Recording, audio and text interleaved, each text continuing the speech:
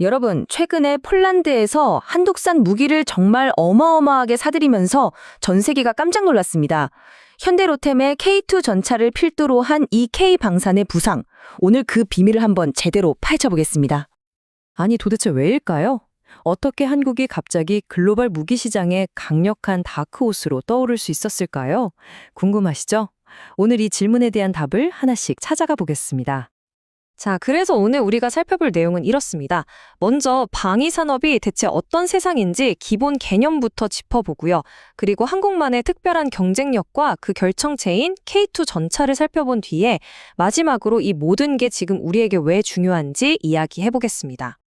자, 그럼 첫 번째 이야기. 방위 산업의 세계부터 시작해볼까요? 이 산업을 제대로 이해하려면요, 우리가 흔히 생각하는 무기라는 단어의 의미부터 다시 한번 생각해 볼 필요가 있습니다. 방산 기업들이 파는 건요, 단순히 총 한 자루, 미사일 한 발, 이런 게 아니에요. 바로 무기 체계라는 어마어마한 패키지입니다. 여기에는 레이더, 발사대, 소프트웨어는 기본이고요. 심지어는 보관 창고의 습도 관리 장비까지 포함될 수 있다니까요. 말 그대로 A부터 Z까지 필요한 모든 걸 묶어서 파는 거죠. 자, 보세요. 이 차이가 정말 핵심인데요. 무기 체계가 전투기의 미사일처럼 직접적인 펀치라고 한다면 전력 지원 체계는 조종사가 먹는 전투 식량처럼 그 펀치를 날릴 수 있게 해주는 체력 같은 거예요. 그리고 방산 기업들은 바로 이 강력한 펀치, 즉 무기 체계를 파는 겁니다. 자, 그럼 이렇게 어마어마한 무기 체계를 파는 시장, 우리가 아는 일반 시장이랑은 뭐가 다를까요? 핵심은 바로 고객에 있습니다. 완전히 다르거든요. 네, 맞습니다. 이 시장의 고객은 딱 하나예요. 바로 정부입니다. 여러분이 아무리 돈이 많아도 K2 전차 못 삽니다. 이게 바로 방위산업의 모든 거 결정하는 B2G, 그러니까 기업 대 정부 사업의 본직인 거죠.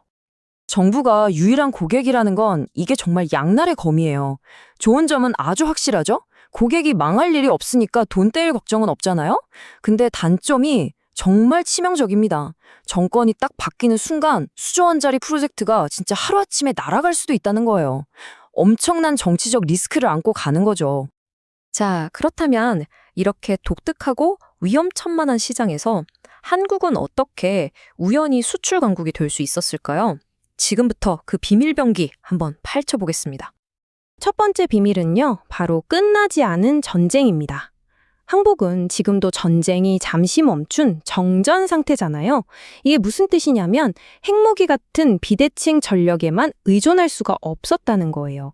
생존을 위해서라도 탱크, 자주포 같은 재래식 군사력을 정말 극한까지 발전시켜야만 했던 거죠. 두 번째 비밀은 바로 우리가 딛고 있는 이 땅, 한반도 그 자체입니다. 생각해보세요. 푹푹 찌는 여름, 뼈가 시린 겨울, 그리고 국토의 70%가 산이잖아요. 이런 혹독한 환경이 한국 무기를 사막이든 정글이든 눈밭이든 어디서든 제 성능을 내는 올라운더로 만들어 버린 겁니다. 수출 시장에서 이게 얼마나 매력적이겠어요? 그리고 세 번째 비밀, 어쩌면 이게 가장 강력한 무기일지도 모르겠는데요. 바로 호환성입니다. 한미동맹 덕분에 한국 무기는 애초에 만들 때부터 미군, 즉 나토 표준에 딱 맞춰서 개발됐어요. 이게 무슨 뜻이냐면요. 다른 나라 무기들은 서로 규격이 안 맞아서 막 골치 아플 때가 많은데 한국 무기는 서방 국가들 시스템에 그냥 USB 꽂듯이 플러그 앤 플레이가 된다는 겁니다. 엄청난 거죠. 자, 이 모든 게 합쳐져서 한국만의 독특한 경쟁력이 만들어진 겁니다. 끊임없는 안보 위협 속에서 실전적으로 무기를 개발해야 했고 험난한 지형 덕분에 어디에나 팔 수 있는 올라운더 장비를 만들었고 또 미국과의 동맹 덕분에 서방 세계 전체와 호환되는 시스템까지 갖추게 된 거죠. 자, 그렇다면 이 모든 장점을 한 몸에 담아낸 그 올라운더의 실체, 과연 어떤 모습일까요? 지금부터 현대로템의 K2 전차를 통해서 직접 한번 확인해 보시죠. 우리가 흔히 탱크랑 장갑차를 헷갈리는데요. 이건 목적이 완전히 달라요. 장갑차가 병력을 빠르게 실어 나르는 장갑 버스에 가깝다면 K2 같은 주력 전차는 그 자체로 적의 방어선을 때려 부수기 위해 만들어진 강철 주먹이라고 할 수 있습니다. 전차의 임무는 딱 이 세 단계로 요약할 수 있어요. 첫째, 온몸으로 포탄을 다 받아내고, 둘째, 그 강력한 힘으로 앞으로 밀고 나가면서, 마지막으로 적의 방어선을 뚫어서 우리 보병이 나아갈 길을 열어주는 것. 이게 바로 지상전의 왕, 전차의 존재 이유입니다. 이 말이 모든 걸 설명해 주는 것 같아요. 최근에 우크라이나 전쟁에서 드론이 활약하는 걸 보면서 이제 탱크는 끝났다, 이런 말도 나왔잖아요. 근데 현실은 전혀 달랐습니다. 하늘에서 아무리 폭탄을 쏟아부어도 결국 땅을 밟고 깃발을 꽂는 건 보병이거든요. 그리고 그 보병을 지키면서 길을 여는 강철의 주먹, 그게 바로 전차인 겁니다. 자, 지금까지 K방산이 어떻게 성공했는지 그 비밀을 살펴봤는데요. 이제 시야를 좀 더 넓혀서 이 모든 게 지금 이 시대에 왜 그렇게 중요한 의미를 갖는지 한번 알아보겠습니다. 냉전이 끝나고 나서 한동안 세계가 누렸던 평화 배당금 시대, 이제 그 시대는 끝났습니다. 우크라이나 전쟁을 계기로 전 세계 국가들이 너도 나도 다시 군비를 늘리기 시작했고, 무기 시장은 말 그대로 폭발적으로 성장하고 있어요. 바로 이 기가 막힌 타이밍에 K방산이 딱 등장한 겁니다. 성능은 서방제 못지않은데 가격은 합리적이죠. 기존 무기체계랑 완벽하게 호환도 되고요.